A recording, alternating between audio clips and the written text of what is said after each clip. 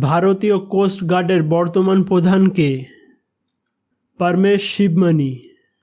রঘুবংশম মহাকাব্যের রচয়িতা কে? কালিদাস। তেহরি বাঁধ ভারতের সর্বোচ্চ বাঁধ এবং কোন নদীর উপরে অবস্থিত? ভাগীরথী নদীর ওপর অবস্থিত। ভারতের কোন রাজ্যে সর্বাধিক সংখ্যক অভ্যন্তরীণ বিমানবন্দর রয়েছে? গুজরাটে। রবার উৎপাদনে কোন রাজ্য প্রথম? কেরালা প্রথম। কোনটি ভারতের বৃহত্তম উপদ্বীপীয় নদী? গোদাবরী। 1969 সালে কয়টি ব্যাংকের জাতীয়করণ করা হয়?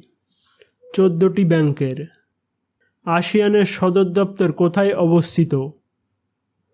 জাকার্তাতে অবস্থিত। পল্লবদের রাজধানী কী ছিল? কাঞ্চিপুরম ছিল। বিহু কোন রাজ্যের সবচেয়ে গুরুত্বপূর্ণ একটি উৎসব?